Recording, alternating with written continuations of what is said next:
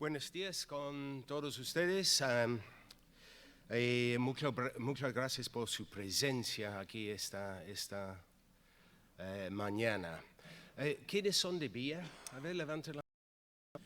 Ya, un agradecimiento a todos los demás por luchar con el tráfico. Sí, esta mañana. Ok.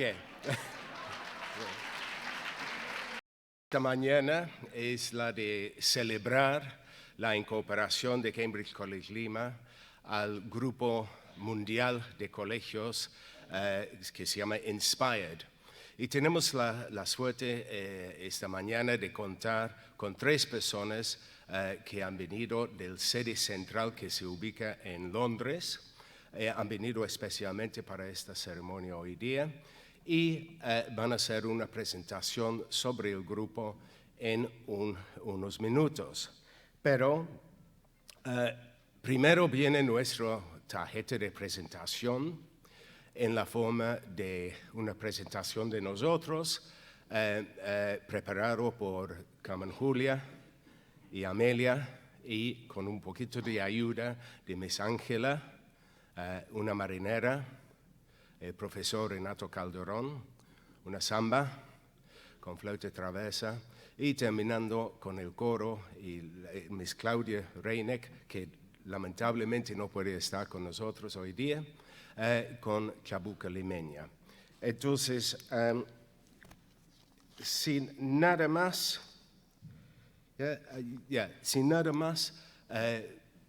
les dejo.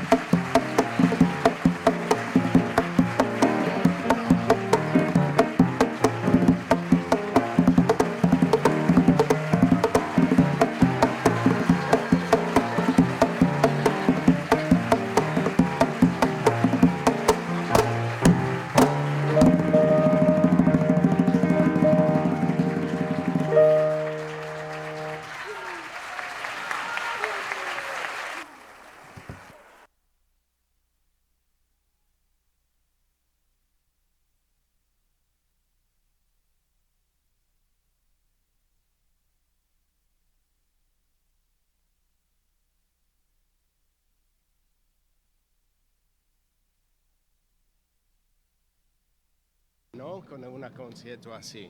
Muchas gracias a todos los alumnos. Creo que ahí había chicos desde, de repente, no primer grado, segundo grado, hasta quinto de media. Muchas gracias a todos y sus profesores también. Ahora mencioné que había 3 personas que habían venido especialmente desde Londres. Yo voy a presentar uno que es Nadim Msuli, who is va a presentar a los otros 2. Mil disculpas por la hoja de preguntas frecuentes que está en inglés. Si necesitas una traducción, me buscas en el foyer al final. Ok, gracias.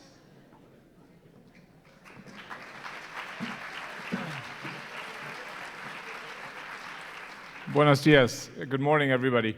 Thank you very much for coming out this morning to see your children perform. I doubt that you're here for us. I think this is a lot more interesting and a wonderful performance.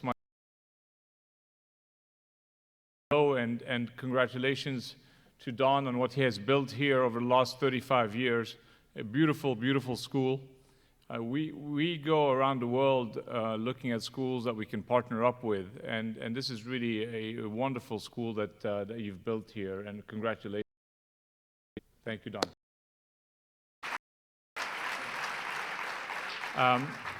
I'd like to present my colleagues who are going to really walk you through the group, inspired two top educators from around the world. Graham Crawford, who started a number of schools around the world now, starting in South Africa, expanding in Australia, and has been a wonderful partner. And we've built this group together over the last few years, and it's been a really very exciting journey. And Dr. Stephen Spur, one of the top educators in the world, who ran Westminster School for 10 years extremely successfully, who's a key member of the team and has been with us on this journey for the last few years. So Graham, I believe you're starting off. I'll turn it over to you.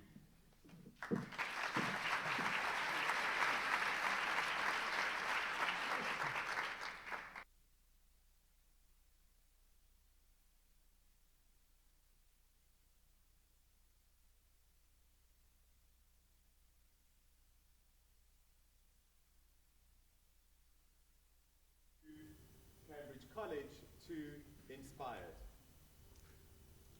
We are, as the name says, we are honored and privileged to be chosen as partners to work with you into the future to develop this magnificent school. We have spent some time getting used to the school to understand what makes the school special, looking around, watching the children, and I must say you should be very proud of this magnificent school and campus. And we are humbled at the opportunity to work with you as your partners into the future. I must start by saying that the children were magnificent. We are here for the children. That's all that we're here for. And I think we need a good round of applause for the children and their performance. They were absolutely magnificent.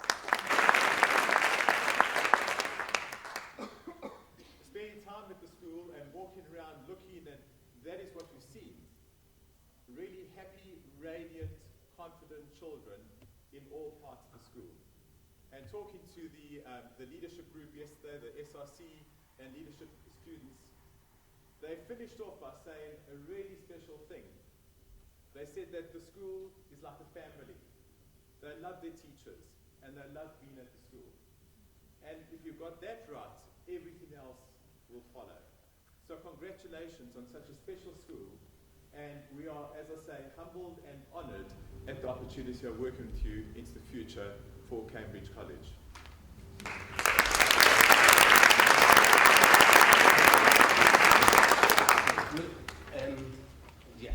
Yo estoy en la posición de traductor, ¿no? Porque de repente demora más si traducimos cada parte.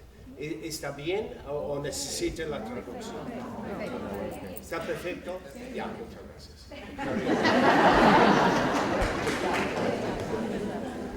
So my Spanish is good, is it? I'm very proud member. But really what is important, we've spent time getting to know what you're about and whether we want you as a partner. Today, it's really important for us to let you know what Inspired is about. Who are we? What do we stand for? Where do we come from?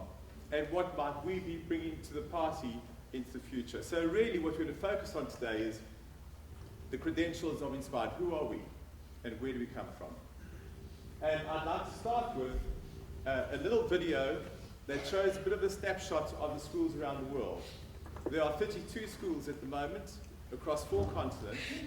And I'll just show the video first and then go into a bit more detail in terms of what that collection of schools comprises. The Inspired Schools.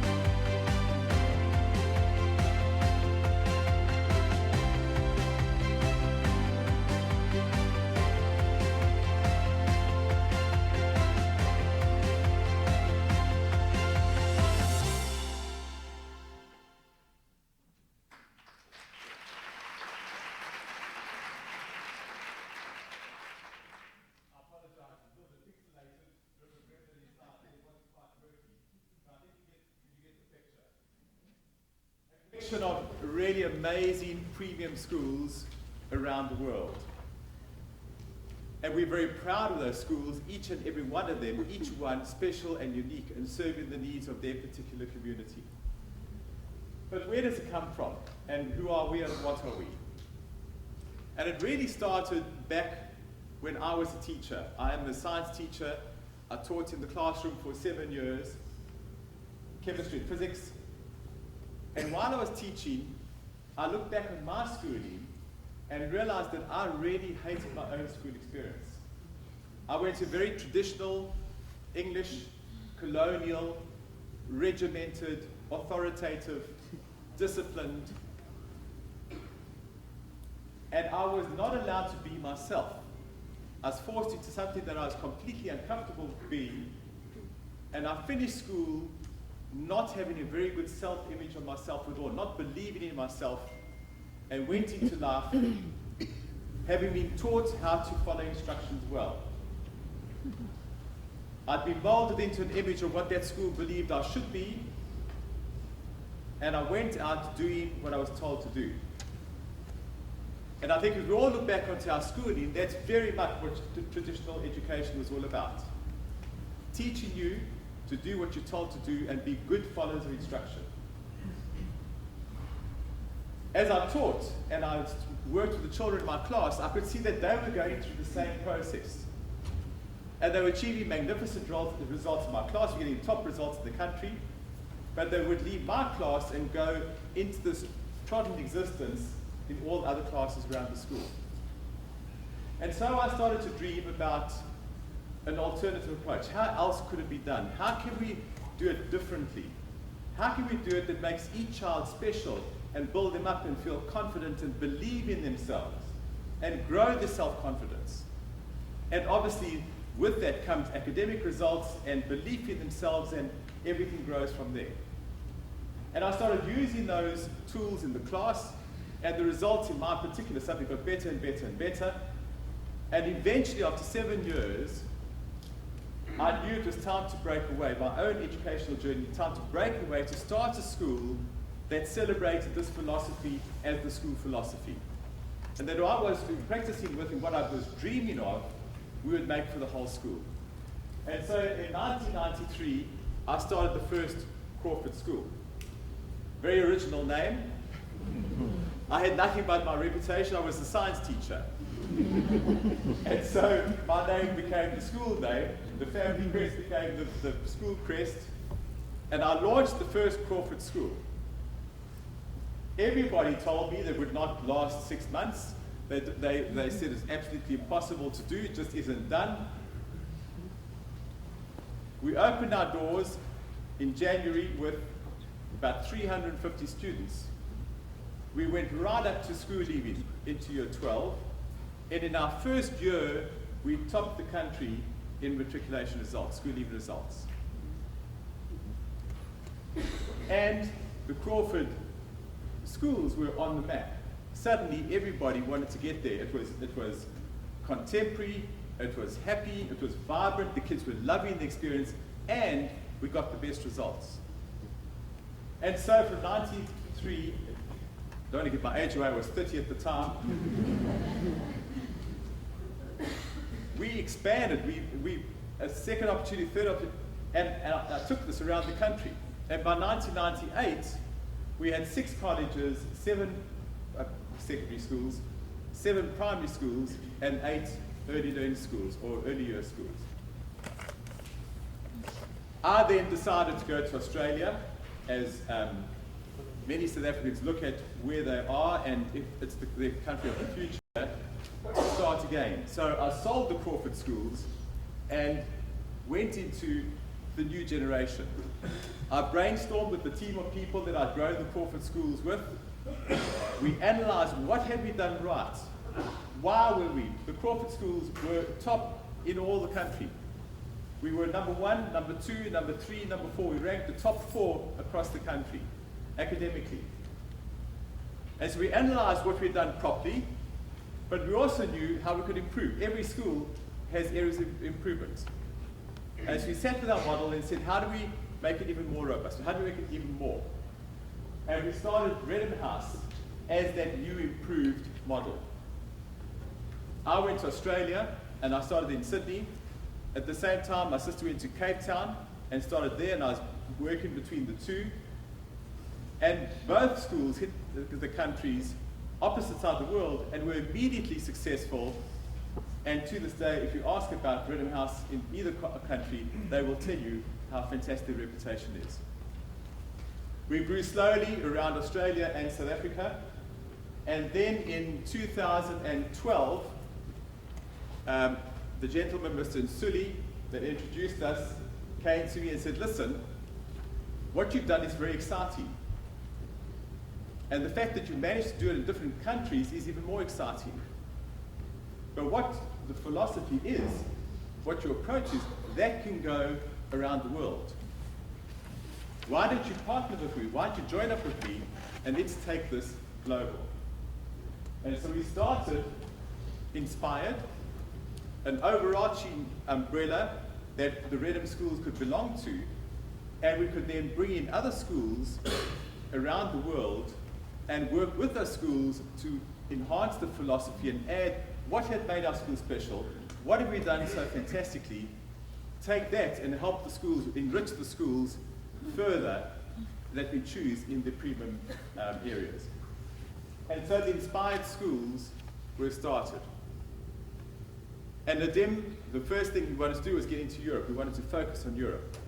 The first opportunity that we managed to achieve was, for me, the most magnificent education opportunity in my life, in the world. It's a property just outside London in Berkshire. It was a school that was struggling, a failing school, and they went out to find out who is the best philosophy to take over to keep the school alive into the future. And they chose Rhythm House. And so I relocated from Australia to England to work on this project, and we rebranded it as Rhythm House Berkshire, and we are now into our second year. We've doubled the numbers, the academic results have shot up. We're one of the top performing schools in the area, and it is now a very, very exciting English school in the English countryside. In doing that, I wanted to make sure, Nadim wanted to make sure with me that our philosophy was appropriate for Europe. And so we looked for the right partner to bring in to adapt and make sure that the philosophy was right for Europe as well. And so we got Dr. Stephen Spur, who was headmaster of Westminster, to join us in Rhythm philosophy into the European market. A turning point was going into central London. Fulham Prep School, which is now part of the Inspired Group, was a very, very strong reputation school. The one in the country, Bearwood College, was terrible. So we had to get rid of the name and became Rhythm House Berkshire and rebrand. Fulham Prep was very strong. It's special, and we worked with it to see what we can add that's appropriate to make it even stronger. And so Fulham Prep stays Fulham Prep as part of the Inspired schools. Our next school, Switzerland, it's called St. George's on the Lake Geneva, on the edge of Lake Geneva. Magnificent, celebrating 90 years this year, outstanding reputation. If you look up exclusive schools in the world, I think it was ranked number 3 this year in the world. Outstanding. Again, a reputation you do not want to spoil. And so St. George we proudly include as part of our Inspired schools, and we're working with them to restructure, add academic tricks and know-how, add school than it has been to date. In Belgium, in Waterloo, called St. John's, another magnificent school, the only school that has a theatre anywhere close to this that we've seen. Outstanding facilities too, but I must say this is the best theatre I've ever seen in any school I've seen anywhere around the world. So congratulations, this is number 1. St. Louis in Milan. Two big schools in Milan. St. Louis on the one side with 1,200 children, and IC on the other side of town with 1,200 children as well. Both of them serving two sides of Milan, both of them outstanding track records, both of them are inspired schools. But this one in particular does the IB curriculum, does the IB diploma, and they are ranked number 1 in Europe at the moment for IB schools, with an average of 37 for IB. As I say, on the other side of town, IC, the International School of Milan, magnificent facilities, very much like this school. We've got indoor gymnasiums, lovely theatres, outstanding facilities as well. Also very up there, 35 average with IB, another IB school. And both of those are inspired schools.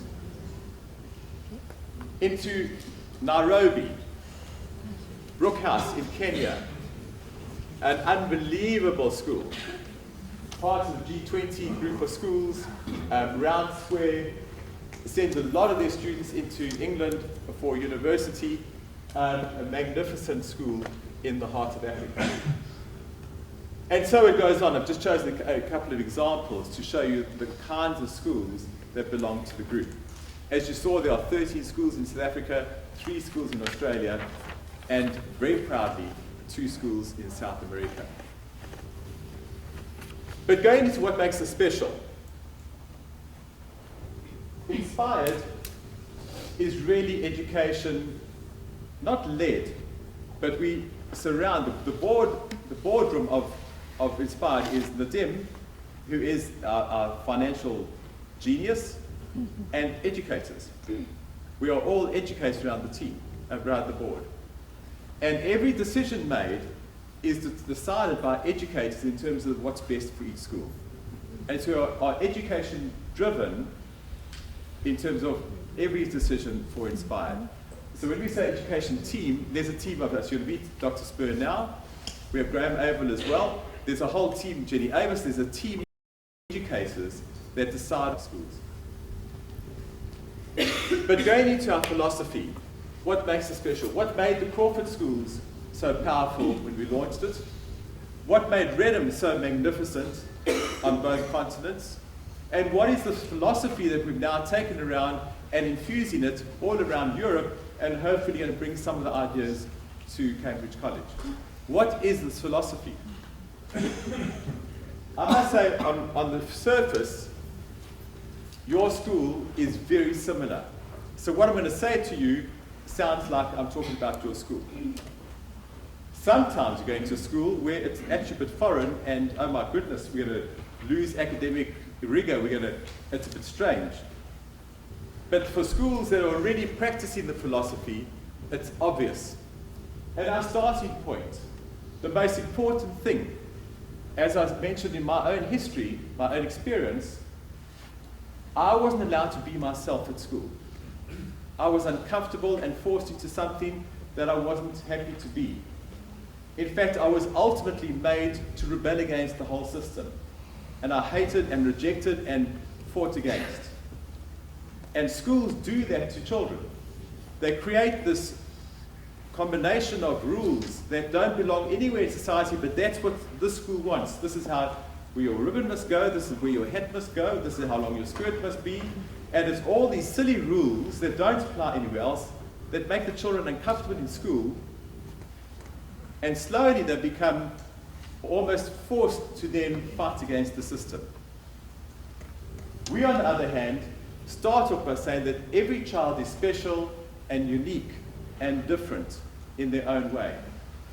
And our schools must allow the children to be those special people. They must grow into their own fullest self-confidence. The schooling process must allow them and encourage them and nurture them as individuals to become the fullest they can be and the most they can be. And by the time they leave school, they must be confident, self-assured, free-thinking individuals to go into life to make a difference and be leaders of society, and not like we were taught to be followers of instruction. That is the fundamental difference between all of our schools and what we work with in schools. That is our starting point. We are child-focused. The only reason why we are here is for the children. The only reason why anything done here is for the children. Child-focused, and recognizing that each child is special and different and needs to be nurtured and treated as that. So our opening mantra, we shall embrace our individuality. Child's individuality needs to be embraced and nurtured and developed through school. With that, before we go down to the detailed philosophy, I think one of the most exciting things that our group has become, as we've gone around the world looking at education systems, and we've got schools that do the IB, schools that do the IEB, schools that do A-level, schools that do the Cambridge system. We have got a range of platforms, and it doesn't matter which curriculum you use, because it's really just the tool to get to the children the thinking skills. But what has been exciting, going from country to country, curriculum to curriculum, jurisdiction to jurisdiction, is slowly collecting those good ideas. Every country's got good ideas. Every country's got some gems. And by traveling around, we've taken our original Crawford philosophy, became the Redham philosophy, is now the inspired philosophy. The core is the same, but we keep on tweaking and adjusting to incorporate international best practice. And what's really exciting coming into Cambridge now is we have an experience of international best practice from around the world to sit with the school to say, how do you do this? How do you do that? How do you do this? This is what you see, and this is what you see, and these are options that we've worked with before and work. What do you think might work here, and how do we enrich and further enhance what you do at Cambridge? So I think a very exciting point that comes with our partnership into the future. The other overarching is commitment to excellence. This is something that we instill in the children, in the teachers, and we practice ourselves. A commitment to excellence. We want every aspect of the school to be driving and striving towards excellence. If we get our children working towards excellence in their work, in every project, every assessment, every day, every task, your children will become the most that they can be. But we demand it from our teachers as well. We want the best teachers, and we demand excellence from them as well. But also in terms of the school and putting the school together, the facilities, the environment, and what we offer the children, we have a commitment to excellence in everything. If you're going to do it, you do it properly. And that is a principle throughout the Inspired Schools. And we will be working with you into the future within that concept as well. And then underneath that, so those are the overarching, the big picture, the individuality of the child-focused approach, international best practice, and commitment to excellence. Off that hangs our philosophy. We call it the 3 pillars. You'll see the hat in the middle, excel, that's academic excellence. You'll see on the left-hand side the tennis ball to represent sport, we triumph in sport, and the palettes on the right imagine our creative and performing arts. We call it the 3 pillars. And often schools get these pillars muddled up. Some schools only have 1 pillar. Some academics only. And I think, sadly, many of the traditional schools through Europe only do academics. That's it. Morning, noon, and night academics. No sport, no creative, no academics only. And if you do anything else as distraction, you're going to do badly at academics. Other schools, certainly in the Southern Hemisphere, it's sport. Rugby, rugby, rugby, sport, sport, sport. Don't do academic. Rugby, rugby, rugby. Who's the best school in the country? The best first team rugby. Others, performing arts is so strong that they neglect the others. We put equal emphasis on all 3. And we want a holistic education, well-rounded education, making sure that all 3 are addressed equally strongly. Academics is what we're famous for. I've mentioned we got the top academic results in our first year under Crawford. Redham House picked up that banner. They're the top academic schools now in South Africa. Australia, they are the top ranking school in New South Wales. We know how to do academics. We have some fantastic ideas we've developed over time, and we're dying to share it with your students at Cambridge to see how we can get them to their maximum potential as well. Sport, we take that seriously as well. For all the right benefits, the right comradeship, leadership, teamwork, physical arts. And this is one that we hesitate to talk about sometimes because some schools see this as a distraction. For us, it is focal point in our philosophy. To teach that confidence and belief in themselves and that everything I was telling you about the individuality, we use performing arts to do that. So you'll see we do things like drama, compulsory, from 3 years old, right through to year 9, grade 9. Compulsory drama, every child to get confident and believe in themselves. Subject to teach them how to speak and how to project and how to articulate. So we use the creative performing arts very powerfully to get our message of our philosophy, to give us a handle to make sure our philosophy is delivered. And I'm very proud to say that this school, none of this should be scary to you at all because you're already celebrating. Look how fantastic the children are already performing. It's second nature, you're doing it already. That's what makes the family spirit the children we're talking about. So we are very proud to work with you. We'll see if we can enhance it, we can see we're going to do even more, but you've got it, you're doing it, it's already happening. So our 3 pillars become the focal point, and from there we grow each aspect to make the school the most it can be for the ultimate child developing into their fullest self-confident individual with all the skills we want to take on the challenges of life. And to go into more detail of the philosophy, I'll call on Dr. Spurn.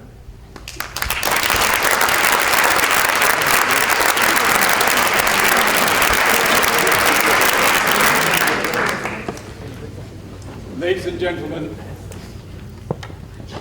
you were given some questions, a sheet which you've been reading. I saw some of you before we started talking.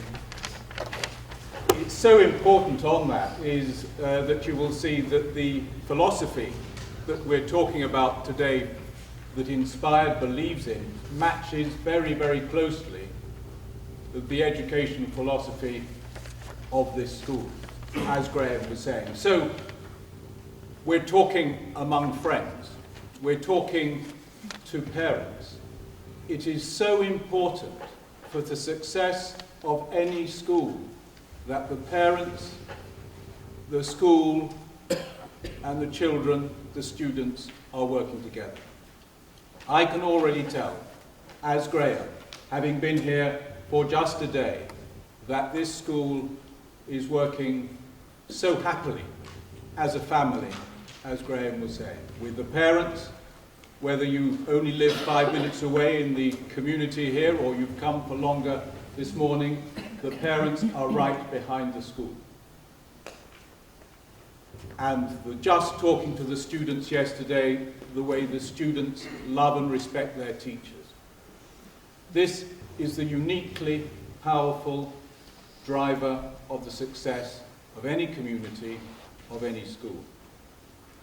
And the excellent news for us as becoming partners with Mr. Jones and his team, with yourselves, is that the philosophy of Inspired matches your own.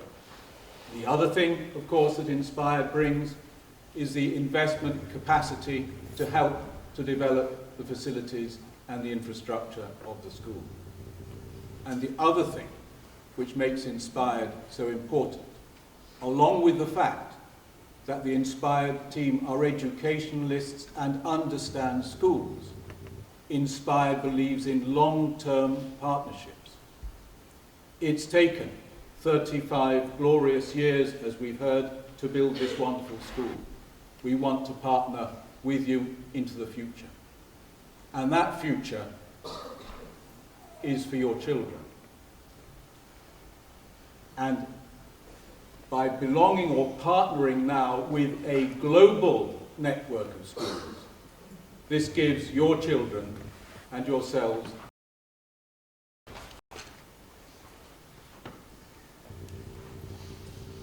because as we look ahead as educators and as parents, we have to be looking to a more global world. We have therefore to understand what makes international best practice to give our children, our students, the best possible launch pad to life. That is why partnering with a school network across the world is going to give a competitive edge to Cambridge College here in Lima. So reading that, it is no longer a question of what Graham said when we were at school. We were told by the teacher what to learn, we learned it, and then we regurgitated it in an examination, and because we had told the teacher just what the teacher had told us, we were given the top marks. Now, we can easily find out what the knowledge is in the world. We must know something ourselves, obviously, but we need the skills of critical thinking, of problem solving. We need to be creative. In a very fast-moving world, it is ways of thinking and applying the knowledge that is most important. It is ways of working, not working as we used to do in schools where it was just us sitting at the one desk, doing everything the teacher told us to do, and then leaving it at that. We now need to work with others. We now need to be able to collaborate, as the children here will have the chance to collaborate with students around the world that belong to the inspired schools. So we need to think about ways of working and what global education requires for the future. So what Inspired is going to be able to do is to build on the excellence we already have here and to take it up to that international level so that the children are able to compete worldwide. What makes excellence in academics? Well, excellent teachers. We want to stimulate the children to learn, and of course we've got to get excellent results. We must do that to get to the top universities in Peru. If we set our sights on going to top universities in the States, we need to get excellent results. But so many schools just teach to the test. They just make us regurgitate the answers until we get them right instead of thinking. You only get the best results if you have the teaching and learning right, so that the children are able to manage to new contexts. In a fast-changing world, that is what they're going to have to do. So it is the process of teaching gets the right results at the end of the day. Of course, what makes a top school is outstanding teachers. Governments around on trying to find out what makes great education. We hear all around the world that education is in crisis. What makes great education? Well, the answer, ladies and gentlemen, is outstanding teachers. Inspired believes in this. Cambridge College believes in this. So what we must do is make sure the teachers are continually given the opportunities to develop their knowledge, to make sure they're abreast of the best methods of teaching. If we do that, each generation of students will have the best experience, not only over their years of time in this school, but in every single lesson. To help with that, we need good assessment strategies.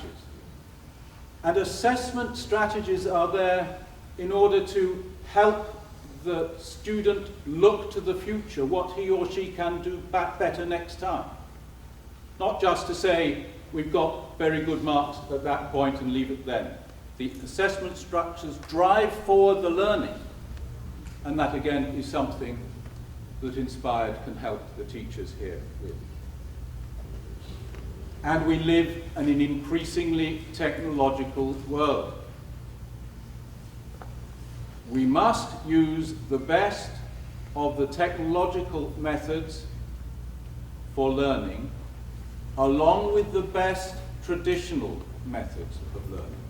It is what Inspired calls blended learning, blending the best of the tradition with the best of the new, because our children are going to need to understand completely about technology and how it can help them, how it can serve them rather than be their master. Here in one of our schools, we have a happy teacher, smiling. I can tell you that the children are smiling as well, ladies and gentlemen. And we have blended teaching going on. The best of the educational technology on the left, and the teacher is still using the whiteboard for putting certain notes down that he wants the children to learn on the right-hand side. And here we move on now then to the performing arts. The central pillar is academics.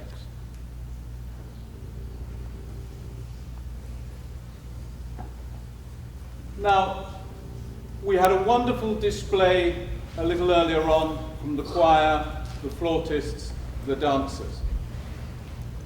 You could see their happiness in performing to you. You could see their confidence, the way their heads were up and they were looking at us and enjoying what they were doing. Of course, the creative arts and performing arts, we want them to have an appreciation of art. We want to have an appreciation of their historical culture and what wonderful costumes they were, what a wonderful song that was. We want them to appreciate the arts and why it's important.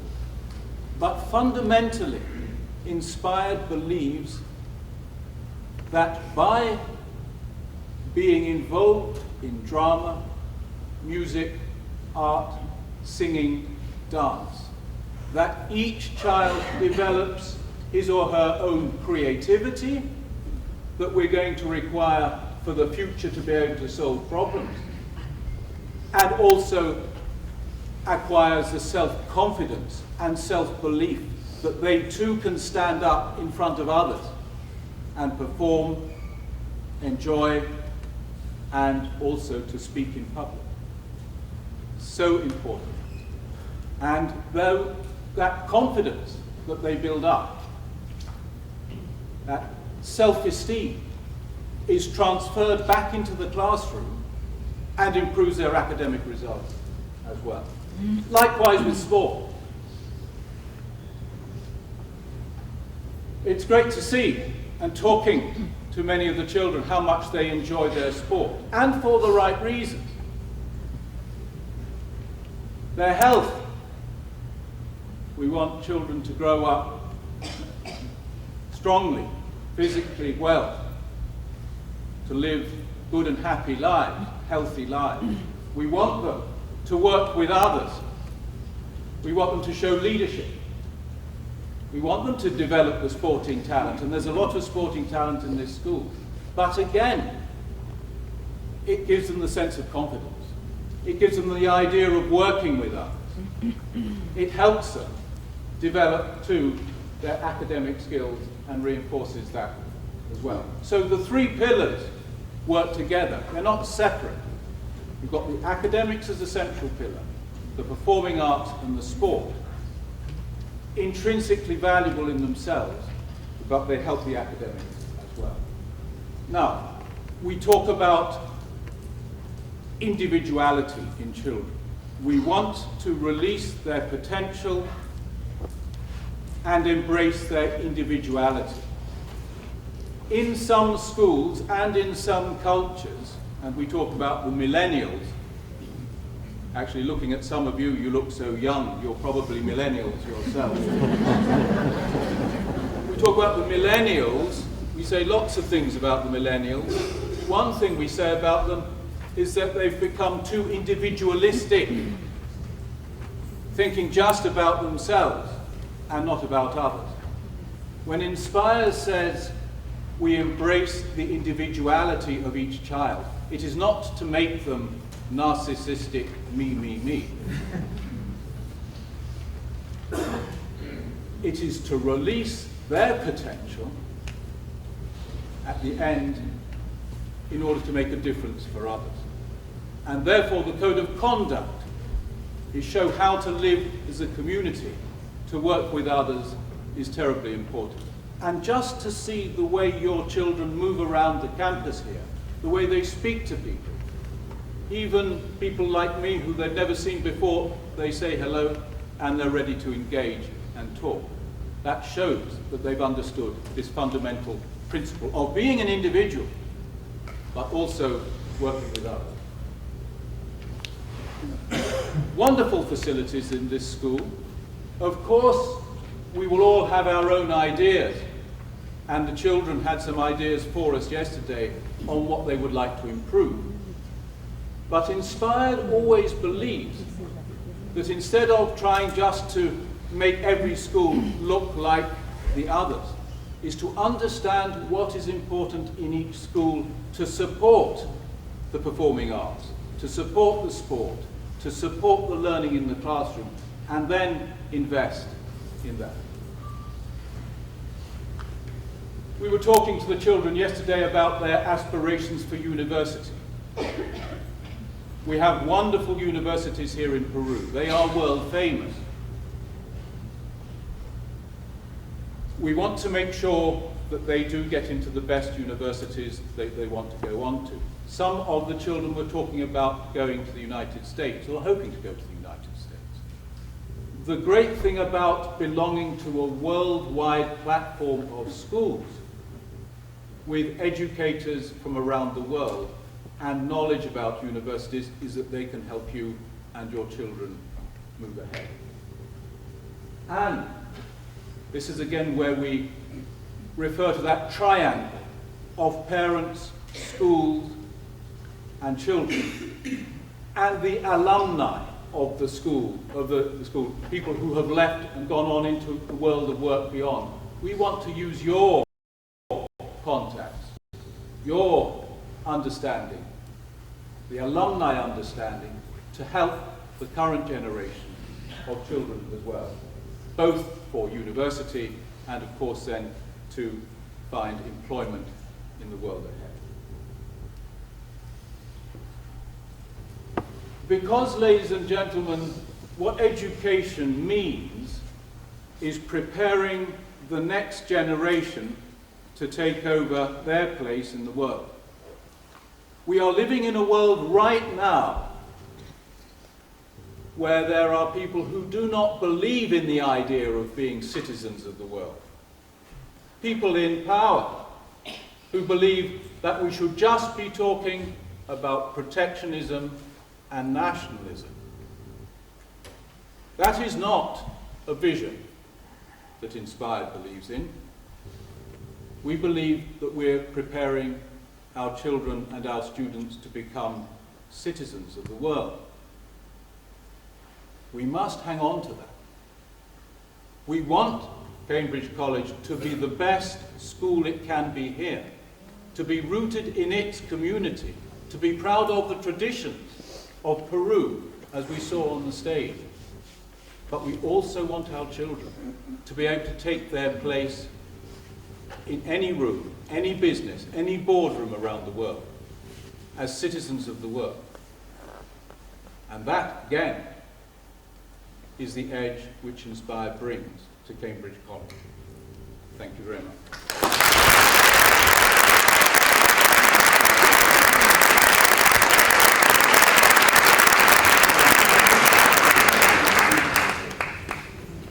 Thank you, Stephen.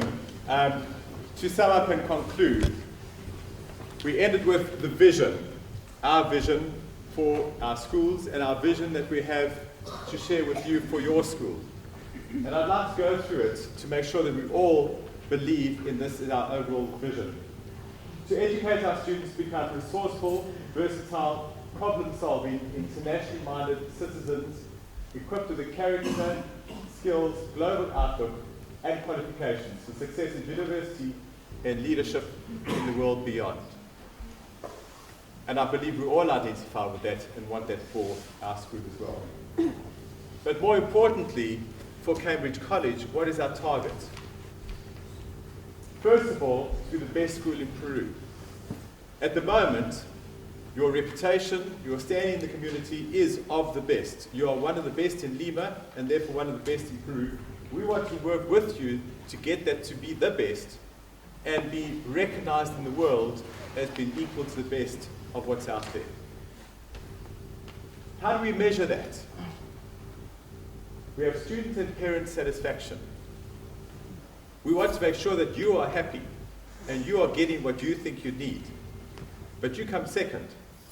Please notice we start with students. It's student and parent satisfaction. And we work with the students every day to make sure that they are loving life and getting what they deserve and need for their education to become that fullest person that Stephen was talking about. And if we are doing the right thing for each child every day, and each child is growing and believing in themselves and achieving as they want to, and loving life and enjoying the process, they will be satisfied, but so will you. You feed off your children. Your satisfaction comes from your children's satisfaction. So we work on the children and make sure that they are happy and you are happy as well. We do take them seriously. It is important. How do we rank? Where do we rank? How good is this as a cohort? Is this the best that our children can be? We don't have to be #1 ranking in the world, but we want your child to reach their potential and get the best that they can achieve. And if we can look at the cohort that's just finished school to say that this is the best that every child, we have then got the right academic results. As you've heard from many of our schools, by doing that, we do land up ranking fantastically. But the rank is not important. It's each child reaching the potential that's really important. Ambitions to the top universities around the world. Your children go to the universities of choice. You've got fantastic universities in Peru. If that's where they want to go to, we want to get them there. If your children want to look beyond to the States, we want to help you get them there. And we want to be able to advise them of where are the best faculties, where are the best departments, where are the best universities for their chosen possible areas of interest. And then finally, we want them to get qualified and enter into fulfilling careers and become leaders of society. So that's our measure of success. And going forward with Cambridge, we will be watching to see if we're achieving our outcomes.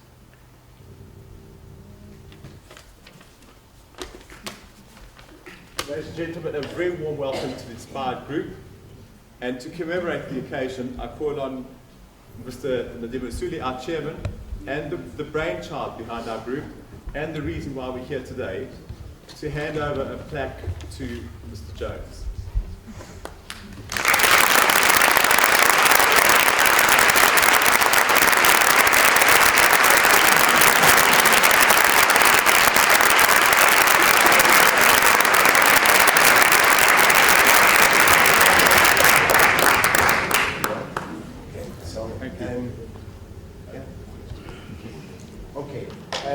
Ahí termina la presentación. Hay una oportunidad para algunas preguntas. Yo sí, esta vez sí puedo servir como intérprete, como traductor, si quieren la pregunta en castellano. Pero mi pregunta sería, ¿cómo trabajan con los profesores para que ellos abracen la filosofía y las habilidades que ellos traen a la mesa? how do you work with the teachers so that they accept all of the views that explain this one? Well, yesterday we talked to the teachers. We had a very good discussion to present more or less what we talked to you about. And they were the idea because we felt we were touching what they were really interested in.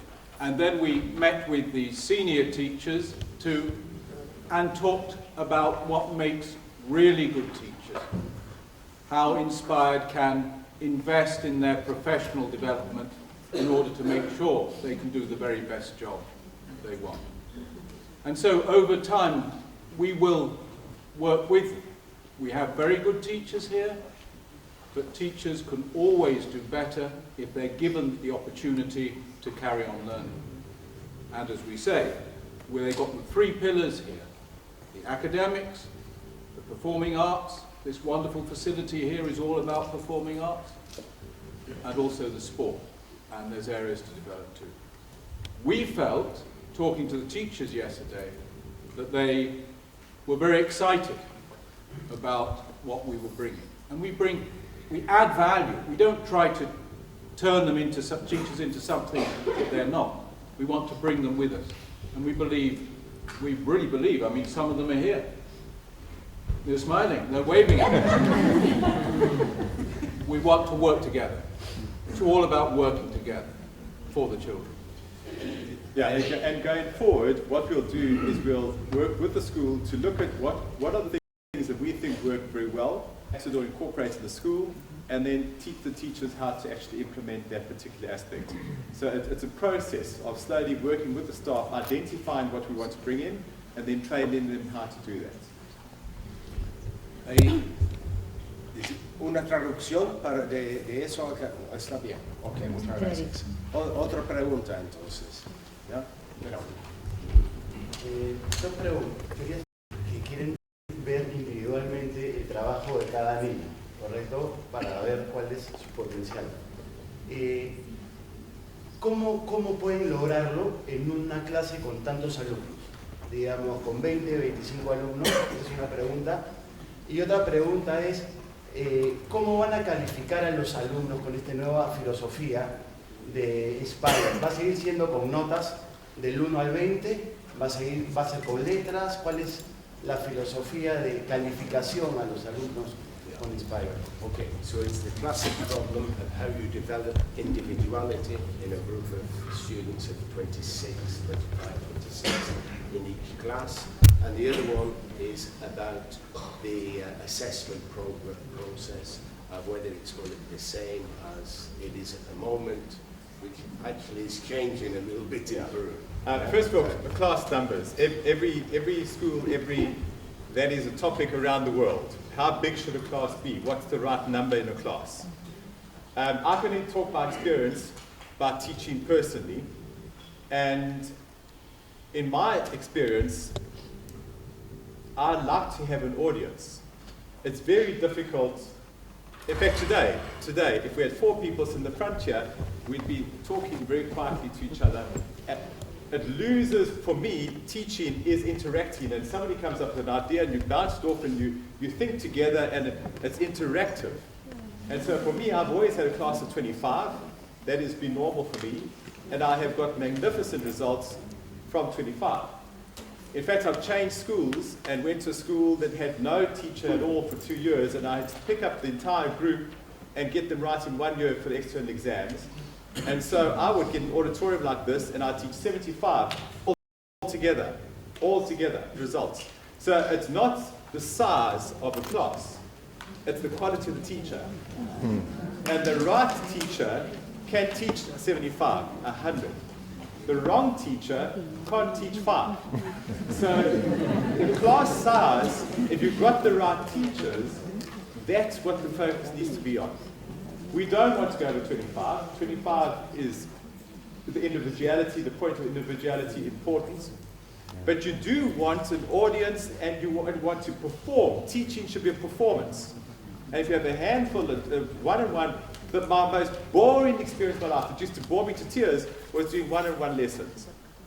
I'd be bored, stiff, tears. The child would be bored, stiff, tears, chatting, one-on-one. It's the worst thing in the world.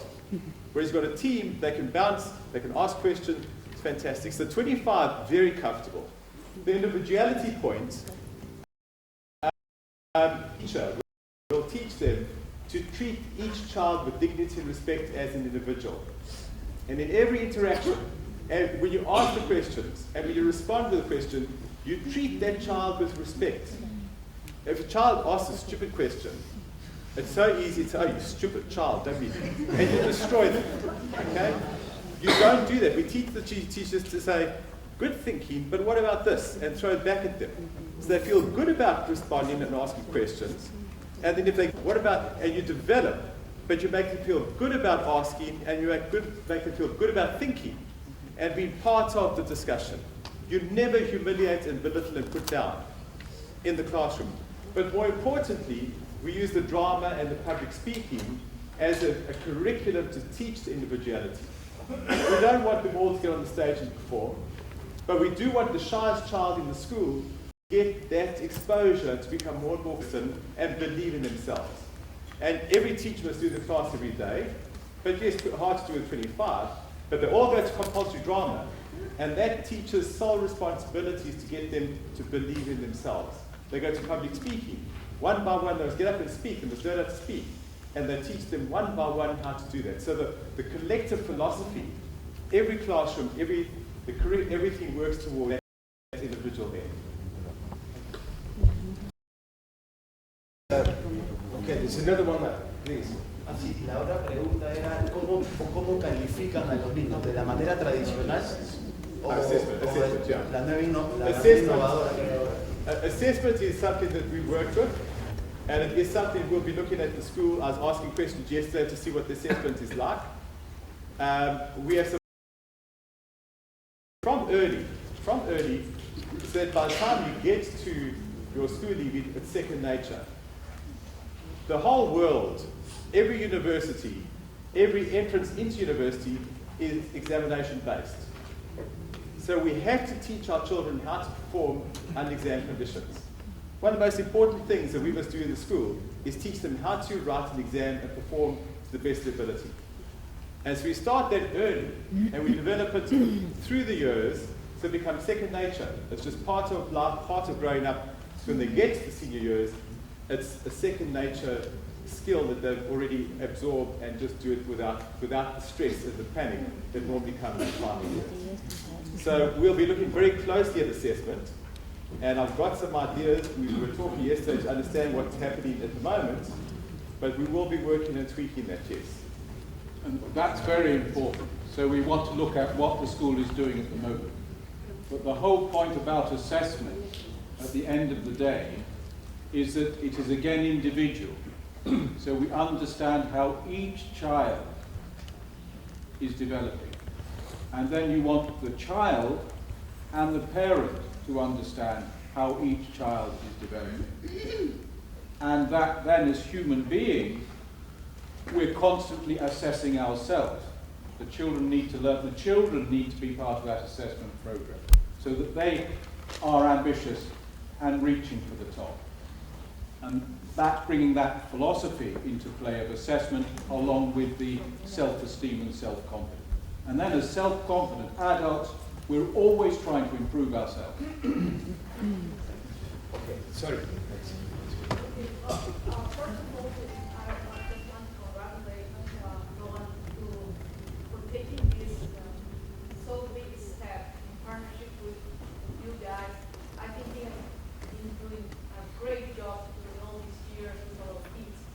However, there's always new visions and new things to learn from others, and this partnership will give us the opportunity to learn from you and from your experiences in all the other places that you have schools in the world.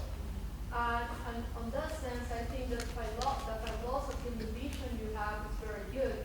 However, the success criteria in which you're measuring it does not really include the sports area and neither the arts area. So I would like to see how are we going to measure the success of those areas. And the other part is in terms of individuality and internationality. In terms of individuality, is there some way in which we are going to measure our kids in competencies-based learning and how they will be advancing during their years in school? That's one part. And in terms of internationality, are we going to have some kind of possibility for our kids and also for our faculty to have those international experiences? It could be a semester abroad, it could be a summer camp. I mean, there are many ways to do so to ensure that our kids have a more international experience and therefore we will just picking up on the last point, that's something that's very exciting, and we're busy working with how to maximize that at the moment. We do exchanges between schools, where some children go across for a couple of weeks and they come back with their friends for a couple of weeks, and they talk at assembly and explain their culture and their country and what makes the difference. But we try to work out how to maximize that. So that is one very exciting aspect of our relationship. So we are working on that very strongly at the moment. The assessment element, we're looking at continuous assessment all the time. So you will get a report at all stages of how your child is developing through the years. So that is part of, I'm sure the schools should be doing that, but we'll be working with them to make sure it's done as effectively as possible. Not only in the academic part, but yeah, I was going to say that the best assessments, remember that those three pillars are not separate, they work together. So the best assessment strategies are looking to see how that child is developing in the performing art, how the child is developing in the sport, how the self-confidence that the child is developing in those two pillars is enhancing their academic progress. So the best assessment looks across all three pillars. That's very, very important. And those individual competencies that you refer to are therefore brought in to that form of assessment. So if we're talking about the individuality of each child, then we must make sure that the assessment as a whole is showing how that individuality is developing. And I should say also, on the question of sharing ideas around the world with other students and the faculty sharing ideas, there can be visits and exchanges, but of course with educational technology, we can have video conferencing, getting together, sharing, working on projects, and learning from each other in that way as well. And so that is a vehicle, an area which we're developing, because we believe, like you, could be very, very powerful. Just to come back to your original point and reinforce Stephen's, the academic results shown there is as a whole, and because it's so integrated, we want the performing arts to be part of those academic results. So we want to have dance through to school do your Cambridge A-levels dance. We want to take music there, we want to take art there, we want to take drama there. So when we say academic results, if that's the area where the children have excelled, we want them to do magnificently in those areas too. And Sydney, for example, is ranked, they're ranked each subject separately. We're number one in the academic listing, we're number one for dance in New South Wales. So it incorporates the performing arts. But we do want to see magnificent productions. There's no ranking, there's no external ranking for that. But we do want to see it all come together. And there is a video that I have that's really powerful, we didn't have time for today, where I took Sydney, just one school for example, and did a collage of their performances just to show you the quality of what they've been doing. And it's got a 35-piece orchestra playing the score for Nutcracker Ballet, and had a collage of all the but 120 ballet students on the stage, and then the different primary school musicals through the years. Peter Pan, but on wires flying through the air.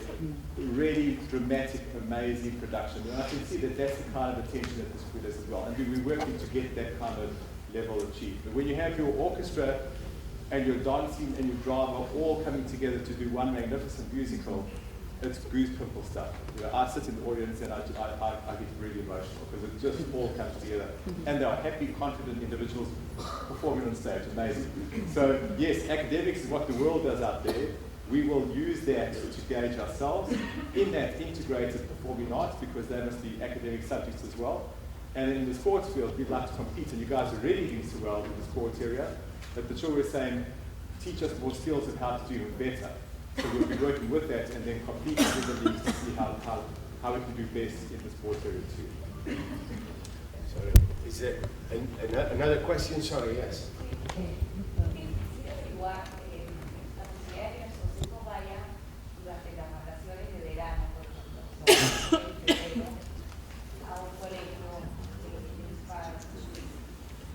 Okay, so it's about exchanges, well, really the possibility from our school going to one of the other schools in the assigned group during the holiday period? Yes, well, I mean, if I could say this is something we want to look at on a school-by-school basis. And it's more difficult for children to go during the school terms and then have to catch up on the work when they come back. But if you've got schools around the world, then it might be a holiday here, but a school term there. I think we want the exchange to go that way.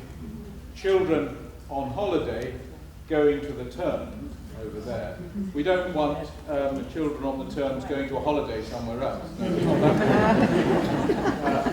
But now, because we have schools on 4 continents, yesterday they were very keen about that. It has to be something which enhances their sense of internationalism and their greater sense of an understanding of the world around them. And they might then learn some other things from being in the classes with the children. Maybe, do you have any summer school in the southern hemisphere? Summer schools in the southern hemisphere? Summer schools, you mean during the summer? Yeah, your holiday is the longest of everybody. The other southern hemisphere schools, they close for December and January. They'll go back about end of January. Australia goes back about the 1st of February. You guys have I think, am I hearing that you think the school holidays are too long? Is that what you're saying?